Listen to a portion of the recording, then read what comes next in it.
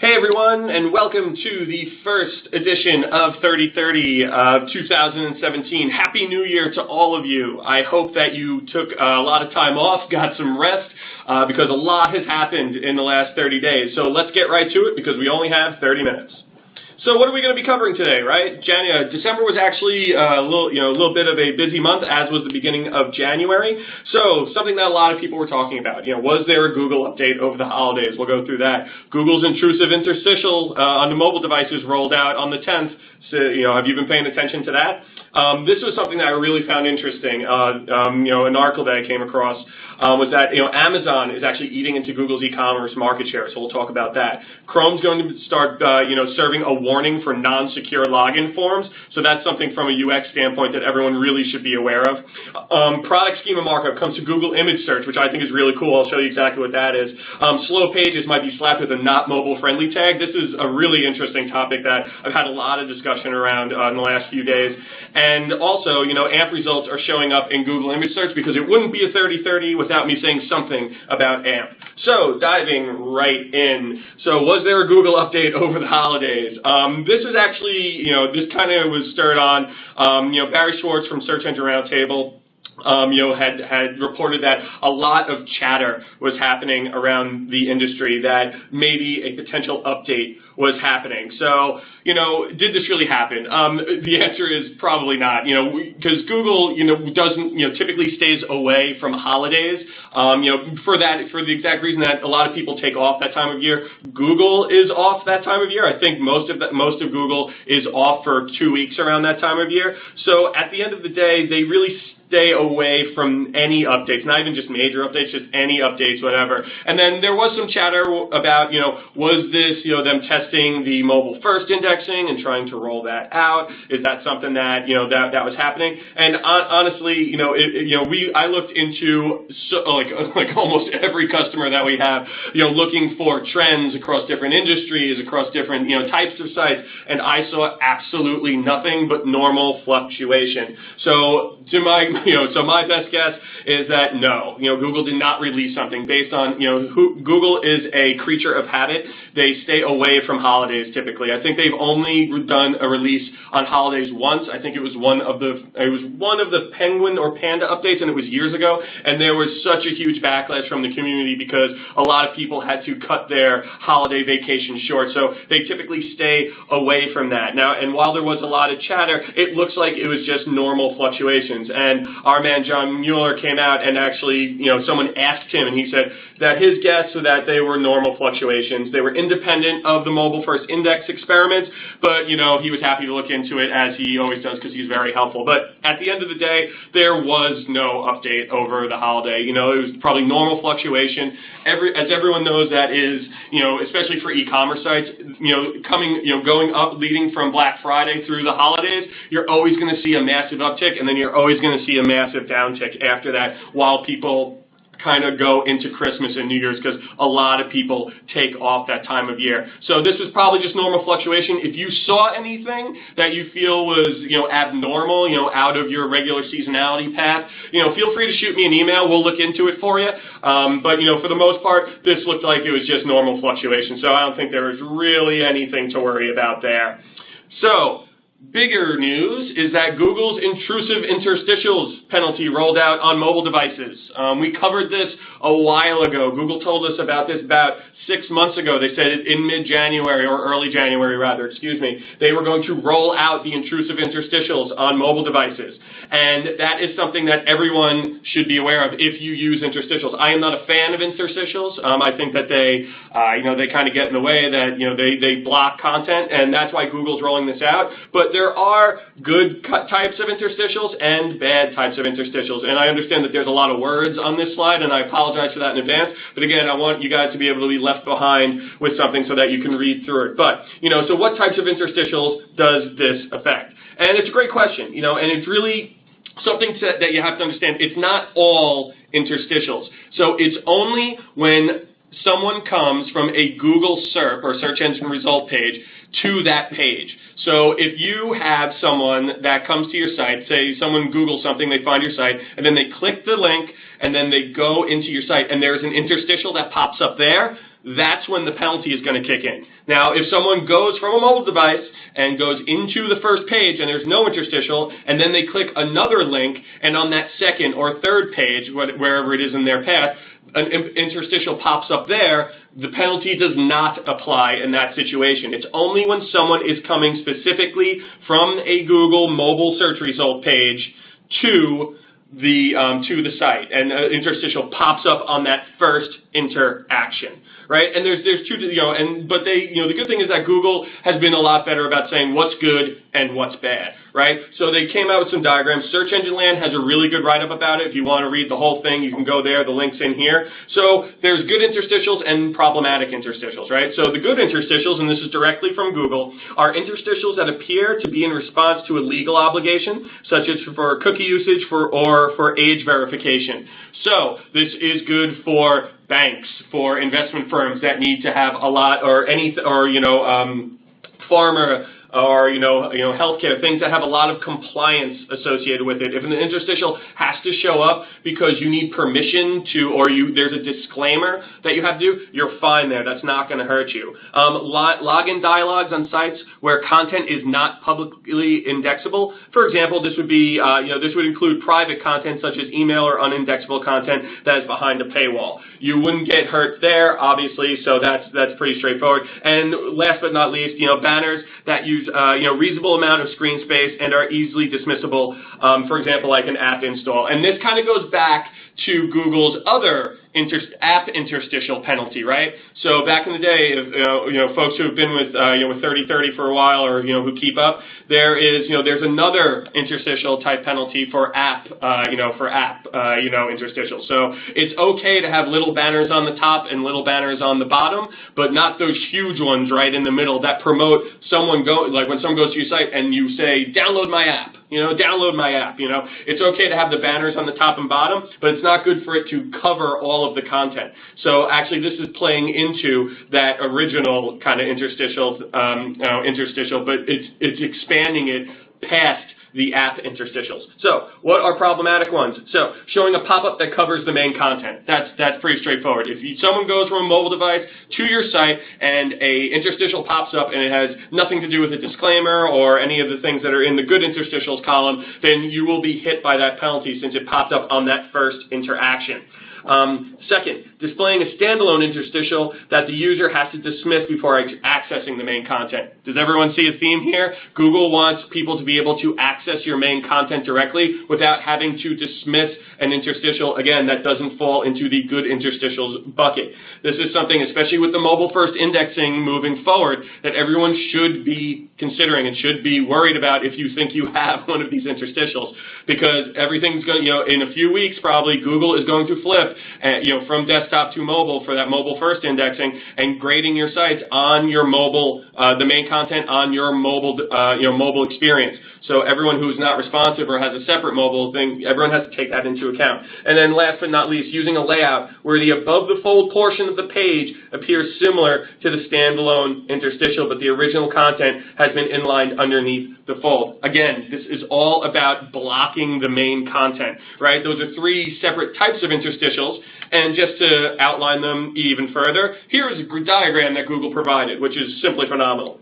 So, examples, so you can see here, and you guys can look through these, I don't have to read through all of them, but you can see the differences between all of them. Google is okay if you use the ones on the left responsibly, that's fine. Again, disclaimers, age verification, all these other things, those are all things, banners that use reasonable amount of content to download your app, those are all fine as long as you don't abuse them. On the right, you can see that all of these, what do they have in common? They are blocking the main content on the page, and that's what Google cares about. So if you think you have an interstitial that is blocking the majority of the content on the screen, that is going to be problematic for you if it's not a disclaimer or an age verification. So everyone on the phone should be thinking about that.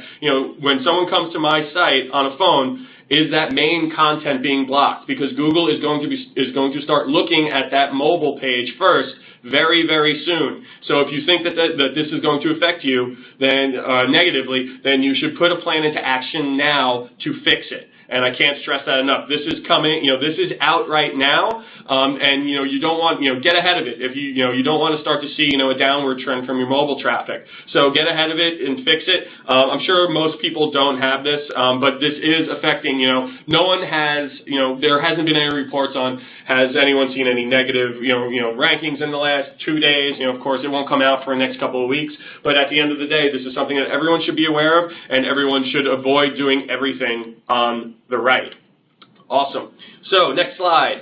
I thought this was awesome, and this is from Business Insider. Did a great, did a great article from the financial firm Raymond James, who actually did the research that Amazon is eating into Google's e-commerce market share, which is just crazy and wild to me, right? Because you don't really think about that, right? So the study's pretty cool. Everyone should go and read it. But at the end of the day, the big takeaways is that according to the data compiled, more than half the people that start their online shopping search are now starting on Amazon, where only 26% of folks are starting on a traditional search engine.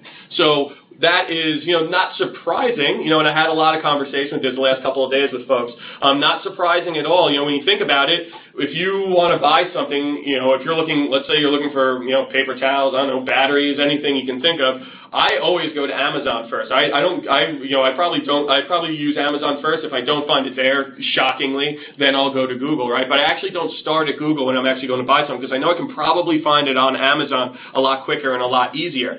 The more, even though it is crazy, but the more worrying thing for Google, in my opinion, anyway, again, my opinion, is the age group that is using Amazon over Google, right? Because that is their future. That is their future customers. Those are people who are, in the future will be, continue to use Google, and older folks will start to age out. I'll say it that way. We all know what that means. But, at the end of the day, this is the future user base for Google. So as you can see over time, a lot of, the age group, the 18, that coveted 18 to 29, and even the 30s, people who are all using Amazon, well over Google these days to start a search.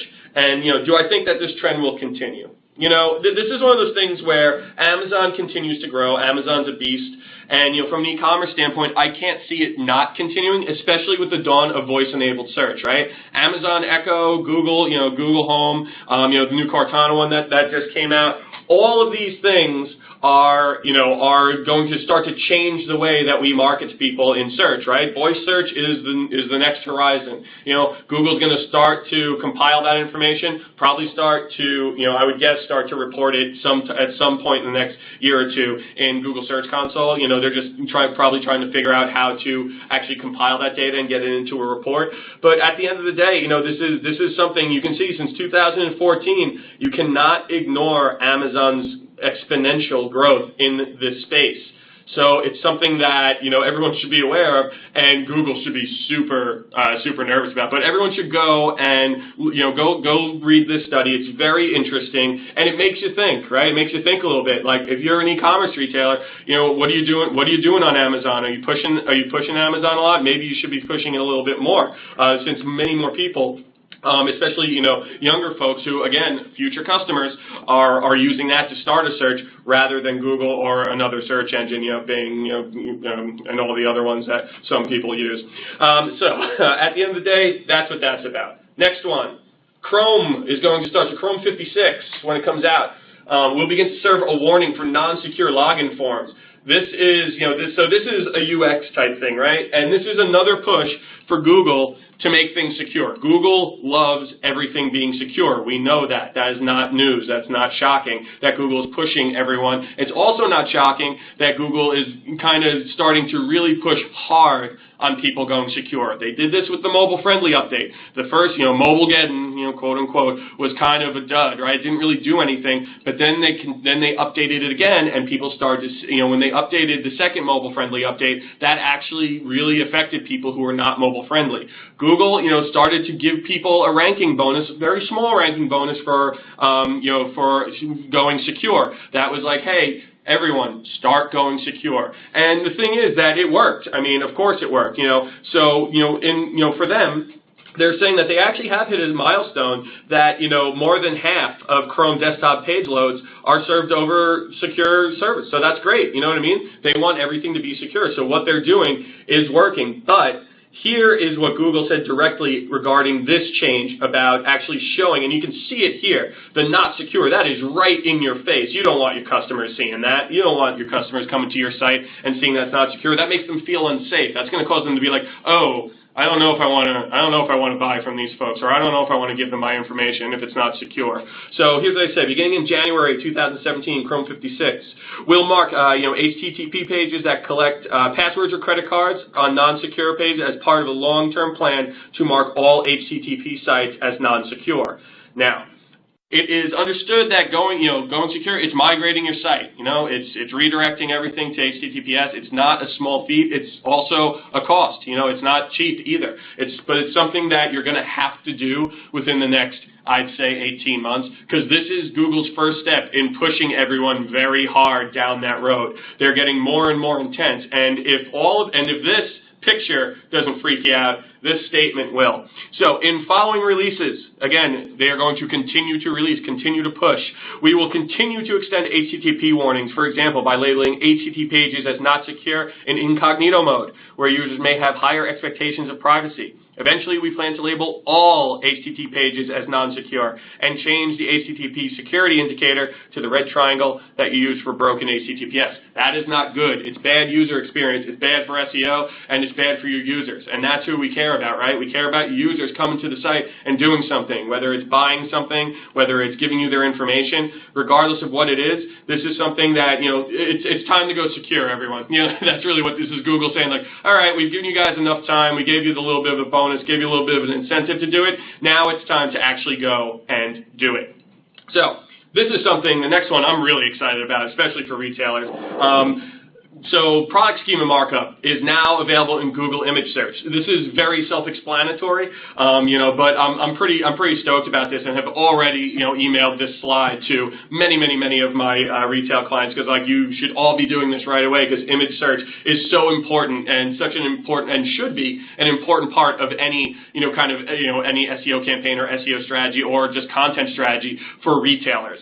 Because if you look to the right here, you can see this is cool, right? You get the picture, and then it actually gives you the price, and it has the ability to give you the reviews. And I think that this is really cool. And it looks to be very simple to do, right? So all they did was they updated these two lines in the Schema developer documents. You can read them here. Just add markup to your pages so Google can provide detailed product information and rich snippet results, including image search. So you can see price, availability, review ratings, yada, yada, yada. And all that, and then it tells you the benefit, of course. But, Barry Schwartz actually also added, to show your product information, the rich image viewer includes name, image, price, and price currency properties. Alternatively, instead of price and price currency, you can include any four properties and exclude price. Either, whatever you do, for this, the takeaway here is that if you are a retailer, this is more visibility for your images. When folks go through image search, they are looking for something in a specific color. They're looking how they think something how would these glasses look on my face?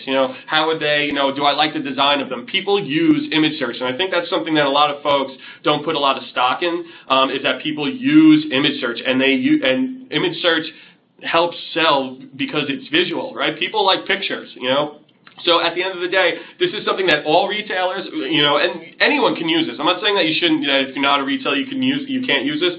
Everyone should probably consider it, but especially retailers that have, that have a lot of products. This should just be something that should be templated into, into your process. And again, if anyone has any, extending questions on this, just reach out after today, because I think this is something that's going to be really important moving forward. This was something that was kind of weird, and actually was kind of odd. And the Hangout, John Mueller came out and said that pages that are very slow may trigger a non-mobile friendly tag on mobile devices. And so when I said that, I was like, brakes squeak, record scratches.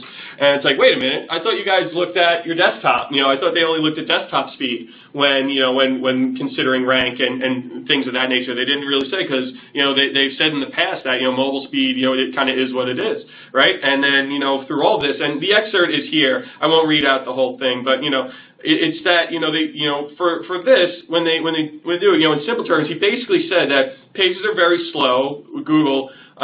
Basically they're not saying that they're slow. They're saying that they're not good mobile experiences. Again, it's a UX thing, right? It's not necessarily like, well, you have a page, speed of 50, or 45, whatever it is, right? That's bad.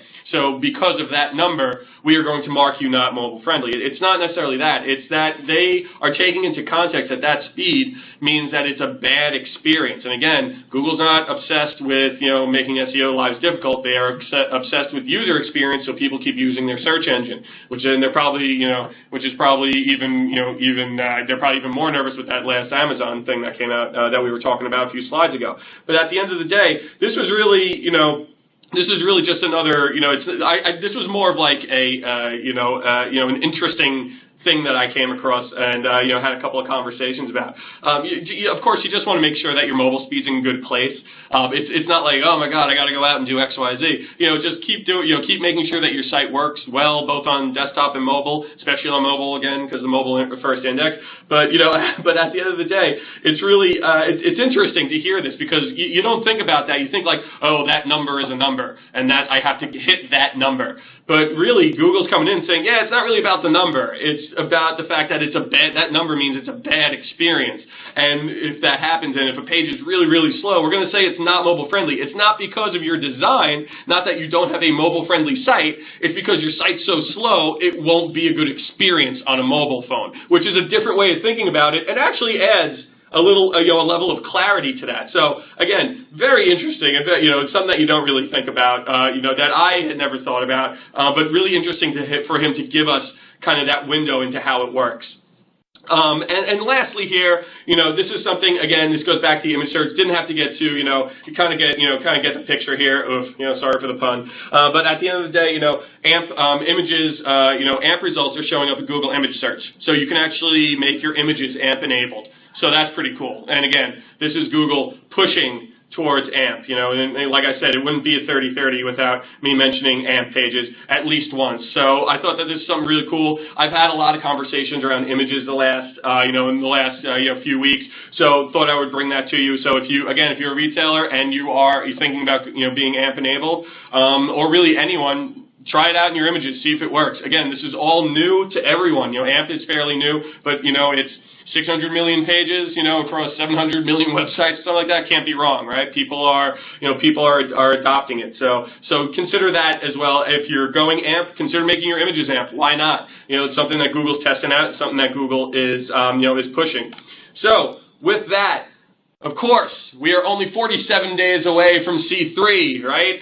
So have you gotten your ticket yet? Please buy your ticket. It's going to be an awesome event. We have great speakers like Larry Kim, Robert Rose, Linda Bob, all these great, Will Reynolds, all these great speakers that are going to be there. I will be there in person. We can hang out. I'll give you a high five. It's great. It's a lot of fun. So if you haven't bought your ticket or you haven't even thought about it, contact your Strat, contact your CSM, and consider coming, because I can say that I was a customer of Conductor's before I worked here, and I can say it was one of my favorite conferences of the year, and I came every year. My company, my old agency, sponsored it all the time, sponsored it every year that it happened while I was there, and it's a really good time. It's really, laser focused on content, and not just there's a lot of different talk tracks, but it's really valuable for a lot of folks. So if you haven't considered it yet, consider it. If you want to come, buy a ticket and come. We can hang out. It's going to be a really good time. And with that, we will get into questions and answers.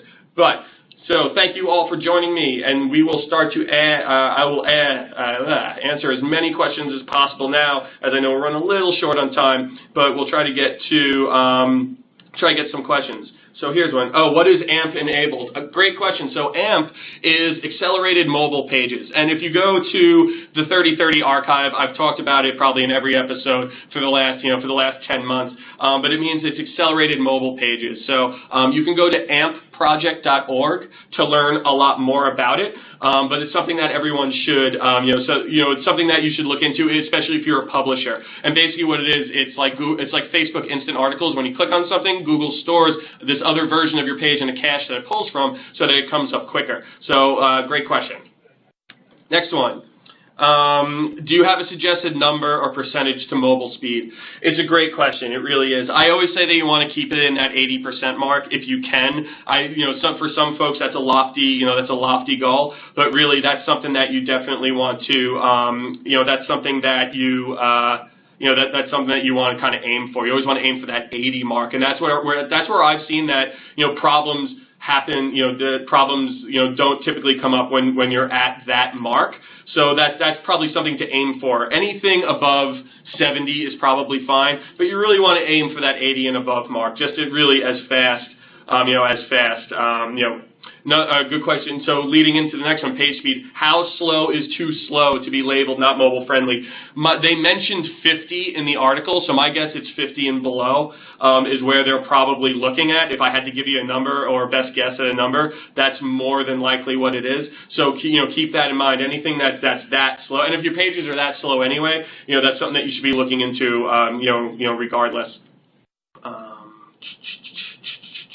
Is image schema for regular images on a page worth it that aren't retail? It can be. I mean, it depends what you are, right? It depends what your goals are. I mean, and you have to think of your customer. If retail, people shop through images, right? Do people buy life insurance policies through image search? No, so it's probably not something that you want to focus on. Is it, do they buy, like I said, car insurance policies through image search? No, so it probably doesn't make sense for those folks. But if you're a client or, you have a customer that site makes sense for, and you think that someone would actually use image search to buy something, then go for it and see how it works.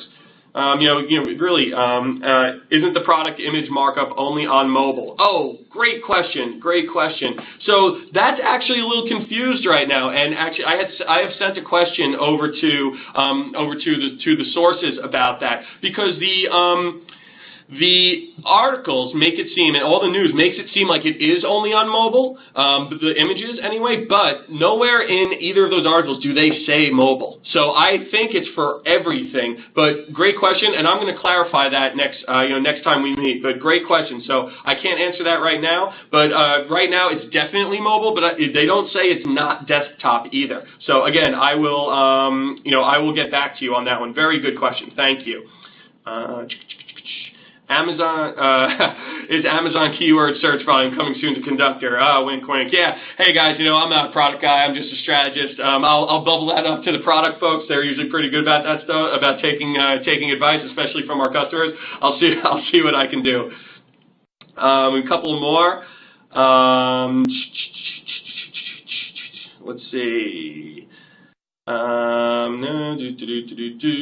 okay. Good question. Is the Chrome security applicable only to login or generic form fills? Great question. So it's any form fill, credit card information, anything where you, when you input something that's either a credit card or some kind of password or username and login.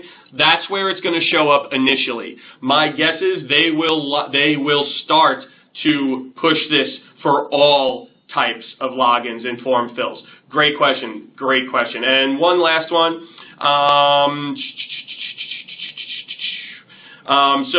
Here's a good one. Looking into the future, what do you think will be the biggest discussion point in the next 30-30? It's going to be the mobile first index, and my guess is that they're going to roll that out in the next few weeks. So if I had to look into the future, look into my crystal ball, I would say the next time that we all meet, we're going to be talking about the mobile first index and what that really means for you and what effects it's having across different industries, because I'm going to have some data behind it. But you never know. So everyone, I know it's 2:30. Thank you so much for joining me and taking 30 minutes out of your life. I truly appreciate it. Always humbled by the response. If any question that I did not answer, I will be answering separately after the webinar. If anyone has a question, shoot me an email, preinhart@conductor.com, tweet at me, and I will get back to you as soon as I can. But again, for now, thank you so much. Appreciate your time, and we will see you next time.